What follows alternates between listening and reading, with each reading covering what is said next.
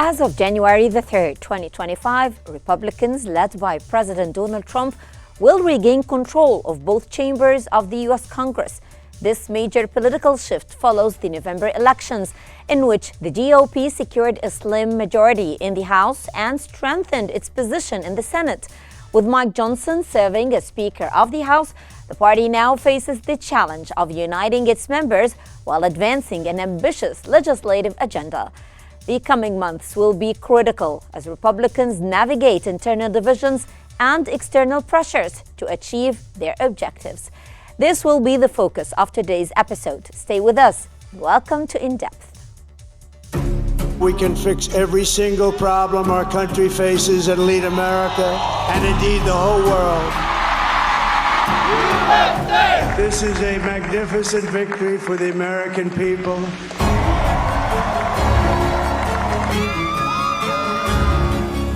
Promises made, promises kept. We're going to keep our promises. Nothing will stop me from keeping my word to you, the people. We will make America safe, strong, prosperous, powerful, and free again.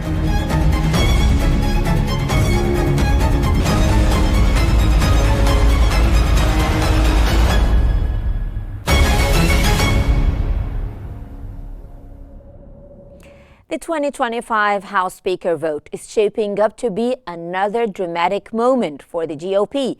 Despite regaining control of Congress, Republicans face a slim majority and the potential for internal conflict. The Washington Post reported that Speaker Mike Johnson's position is shaky, with some members, particularly from the House Freedom Caucus, threatening opposition due to his compromises on government funding and Ukraine. The vote could be drawn out, lead to Johnson's ouster, or result in a quick victory, with Trump potentially playing a pivotal role. A setback for Johnson would deal another blow to Trump's influence, as Republicans increasingly defy his demands on key issues like spending and cabinet appointments.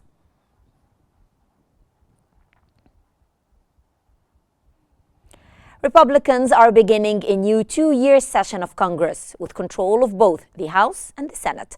But internal divisions may hinder their ability to pass key priorities, including President-elect Trump's agenda. The GOP holds a slim 219-215 majority in the House, making unity crucial for passing legislation. House Speaker Mike Johnson, backed by Trump, faces opposition from some ultra-conservatives, including Republican Thomas Massie. In the Senate, Republicans have a 53-47 majority, which allows them to pass GOP priorities, but not controversial ones. To bypass the 60-vote filibuster threshold, Republicans plan to use reconciliation for tax cuts, spending cuts, and border security. With Democrats now in the minority, they will focus on opposing GOP policies ahead of the 2026 midterms.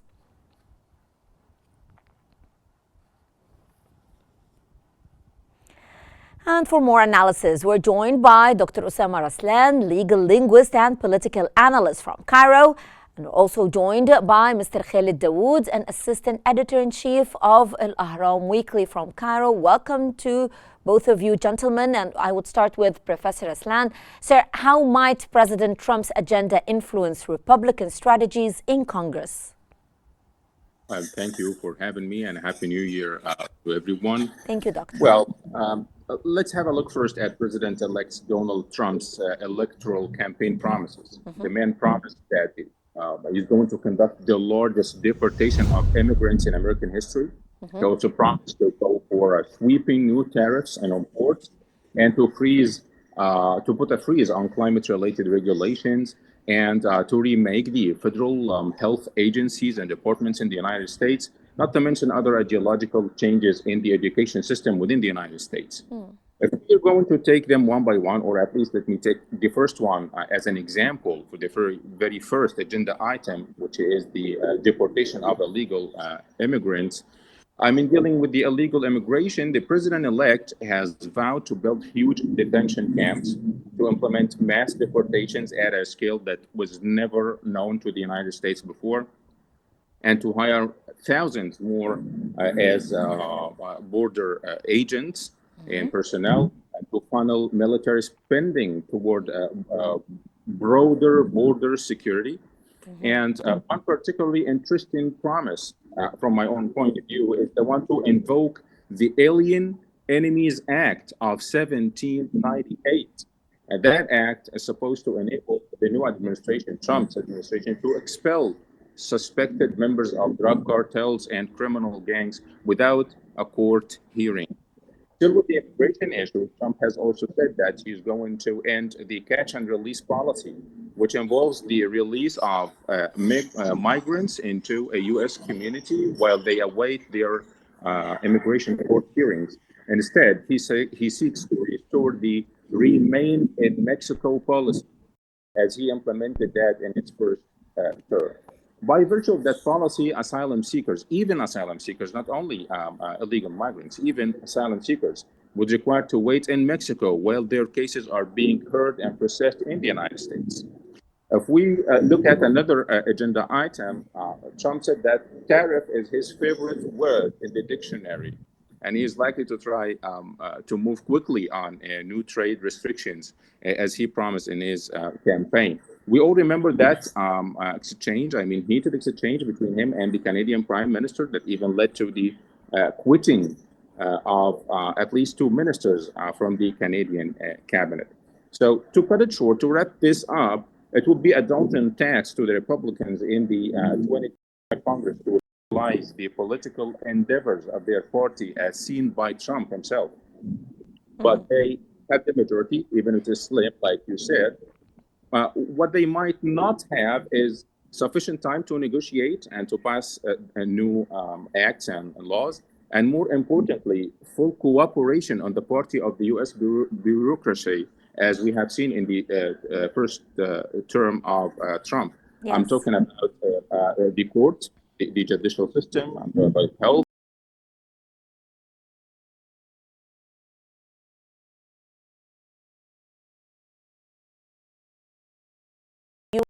What challenges, in your own opinion, do Republicans face with the slim majority in the House and the Senate? Well, good afternoon and Happy New Year to you and to all your viewers. Thank you. From Trump's point of view, actually, there shouldn't be any obstacles towards achieving his agenda, because even if he enjoys a relatively small majority in the House, he still has a comfortable majority in the Senate, plus his ability to issue executive orders as president in case he faced any kind of objections to his appointments for cabinet positions or some of his controversial policies. We've already seen, even before he takes office on January 20, that he's been acting as the President of the United States, causing lots of shockwaves in terms of U.S. relations with its neighbors, particularly Canada and Mexico, and the threats to impose more tariffs on China. It's kind of an attitude that he's coming not just to impose his own policies, but also probably to take revenge from what he calls the deep state and the liberal establishment, from his point of view, that has basically tried to prevent him to kind of become a president or to run again for presidency in 2024 through this series of legal cases that's been filed against him. And already before he's arrived, we've seen the head of the FBI announcing that he's not going to finish his 6-year term. He's going to resign. We're going to see some new appointments for the CIA, for Homeland Security. So it's kind of a long list of agenda, plus sharp attacks on Democrats and even possible prosecution of certain figures that he believes were responsible for prosecuting him over the past 4 years. Besides, of course, the issue of immigration, which he considers to be a top majority. Already it's been like 2 days or 3 days in the new year, and we've seen a number of security incidents related to terrorism, in one case at least, But even though they are not related at all to the issue of immigration, Trump has claimed that they are related to Biden's open door policy. Both incidents, the one we've seen in New Orleans and the one we've seen in Las Vegas, both involved the U.S. Army personnel, or at least one current Army personnel and a former Army personnel. They're not migrants; they're American citizens. But nevertheless, still, Trump put the blame on Biden, describing it as the worst president ever in U.S. history, and promising to carry out his legislative agenda when it comes to the issue of deportation. So, of course, they're going to be very tough, difficult 4 years in which we're going to see lots of fights Trump style. Professor Aslan, now Mr. Dawood raised a very interesting point, which is the revenge on Trump's part. How significant is the 2024 election outcome in terms of Trump's influence over the Republican Party? Well, actually, I believe the guest has just hit the nail over the head. What I think on this is that President-elect Donald Trump is coming back unindebted. He's unindebted to anyone, or at least so he feels. So we might witness some forms of political conflicts with those who do not fully align with Trump's policies. And one might dare to say neo-Republican doctrine as envisaged, as imagined by Trump and his team. Trump's picks for his administration are very telling, actually. Besides, he said that he will be fielding in about 50,000 employees to ensure full alignment with his policies and mode of operation and mode of administration. That number used to hover around 20,000 or 19,000, 20,000 in previous times. We should not forget that even if Trump's victory in the 2024 elections was expected at a certain level or to a certain extent, as almost and his party's landslide victories by far sent a shockwave not only in the United States but also across the world and the observing circles anywhere in the world. So I expect certain partisan agendas to gain further traction across the world, especially when it comes to the political work of look-alike political parties in other countries.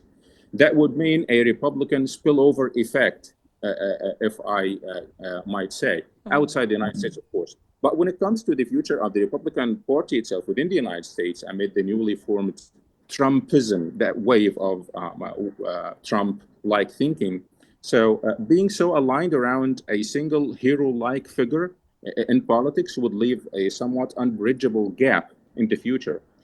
So again, the cases of familialization, I mean, the stronger effect by a specific family or a specific figure than others in a political party, such a phenomenon do not bring about commendable or good results on the long term.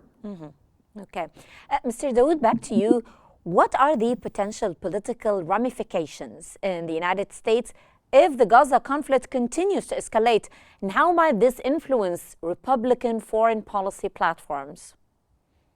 Well, just to follow up on the point that Mr. Raslan or Dr. Raslan pointed out to, I mean, Mr. Trump's appointments for top positions related to the Middle East are extremely worrying, the least to say. I mean, all his top aides, starting with the Secretary of State, Marco Rubio, or his appointment as U.S. ambassador to Israel, or the appointment as for the U.S. ambassador to the United Nations, they are hardline Zionists, as well as his own Middle East envoy.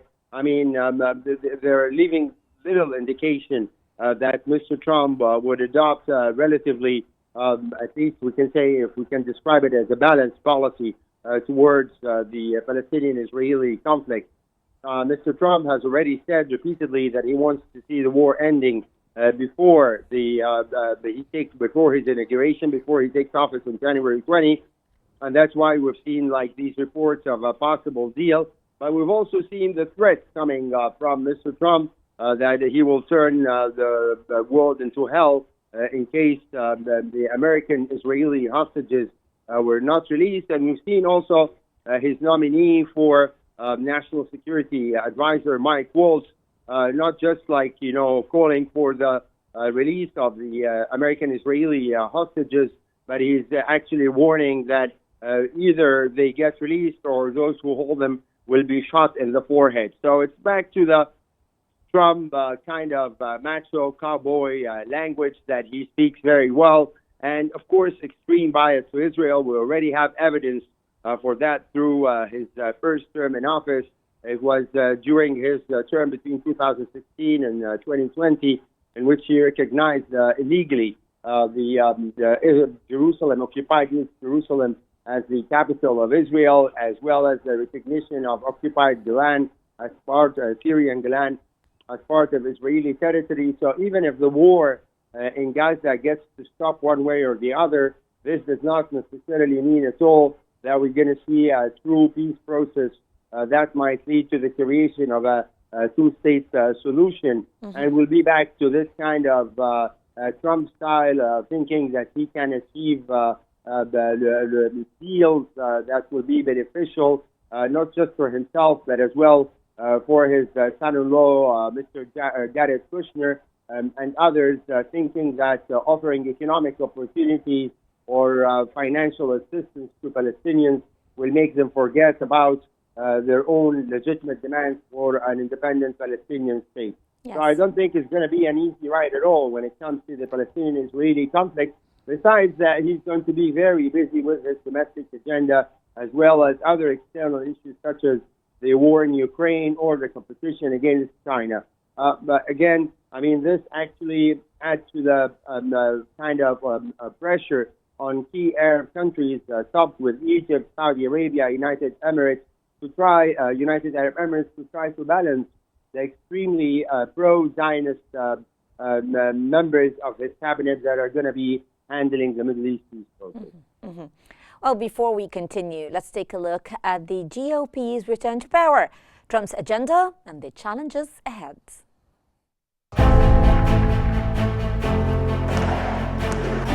On January 3rd, 2025, Republicans will regain control of both chambers of Congress under President Donald Trump, marking the first GOP trifecta in Washington since 2019. The party holds a narrow majority of 220 to 215 in the House and 53 to 47 in the Senate, setting the stage for a challenging term ahead. House Speaker Mike Johnson, elected after a tumultuous leadership battle, faces significant pressure to maintain his position. With such slim margins, he will need near unanimous support for his party to stay in power. Divisions within the GOP, particularly between hardline conservatives and moderates, have historically led to gridlock. Lawmakers will need to navigate contentious issues such as government funding, immigration reform, and tax legislation while keeping the party united. President Trump's agenda will take center stage, focusing on enhancing border security, extending tax cuts from his first term, and using budget reconciliation to bypass the Senate's 60-vote threshold. However, achieving these goals will require careful negotiation within the party.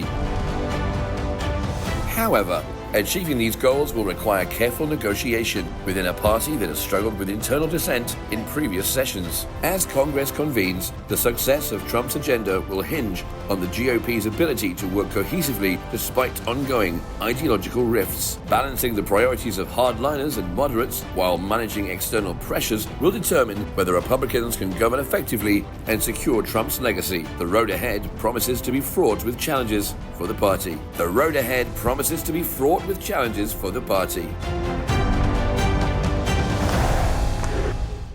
And we're still with you, and we're going back to Professor Aslan. Sir, how might Democratic strategies shift with the Republicans controlling both chambers of Congress? That's a good question, actually.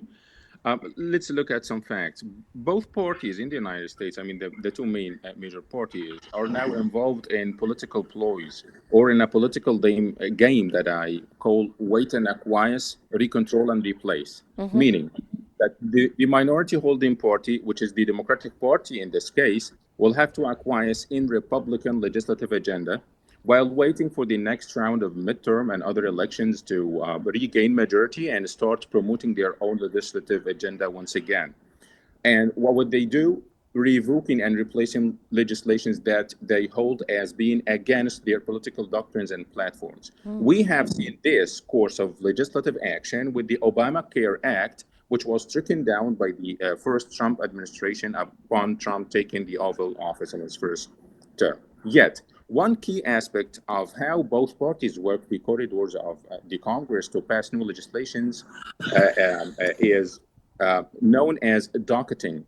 By docketing, I mean that they would have a package of 3 or 5 or even 7 bills to pass at the same time. So, as a political party, I might not have I might not be approving of 1 or 2 of those bills, but at the same time, I'm very much for the remaining ones. So again, I have to acquiesce in the other party's choices to ensure that some of my legislative agenda get to survive the heavy tides of a legislative opposition by the other party.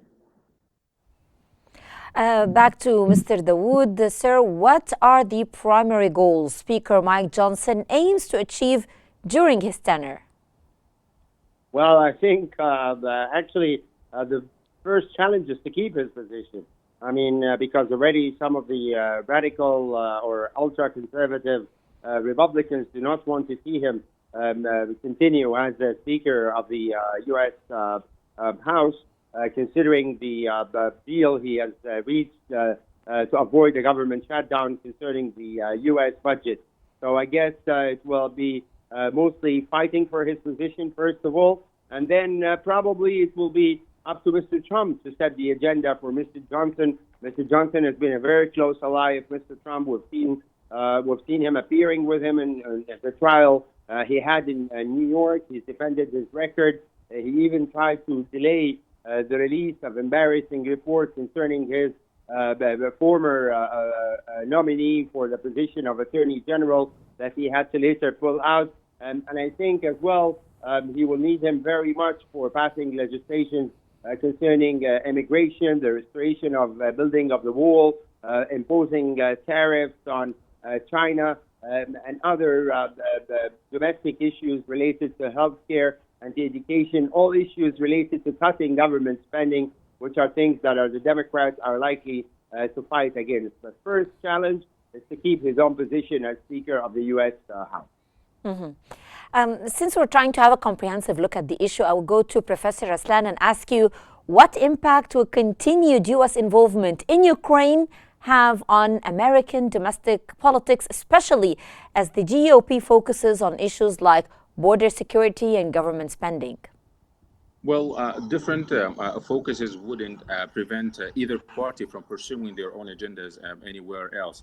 But the question would be whether they're going to have an agreement, to reach an agreement, a political agreement inside the United States in order to have a balance or a counterbalance of their own policies, both inside and outside. So what I think would take place is that a possible agreement will be reached between the two major parties within the United States, so that some of the domestic political agenda of the Republicans will not be passed, yet they have their own agenda pursued one way or another outside the United States. So when it comes to Ukraine, I believe, or I think, the war there will come to an end one way or another. I believe Ukraine is going to give up some of its territories to the Russians in return for the Russians. But allow me, Professor Aslan, to just interrupt here, because Volodymyr Zelensky keeps talking about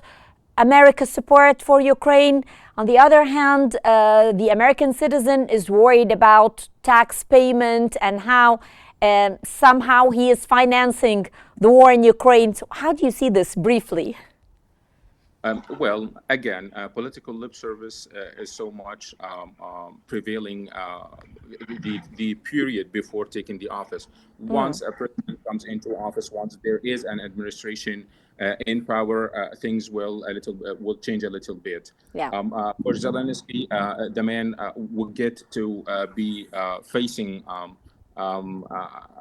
some kind of a fate that no politician would have ever expected or liked for himself or even for his enemies. This is what I think is going to happen. Okay. Well, that was Dr. Osama Raslan, legal linguist and political analyst, joining us from Cairo with Skype, and Mr. Khalid Dawood, assistant editor-in-chief of Al Ahram Weekly, joining us over the phone. Thank you very much for both of you for your insights.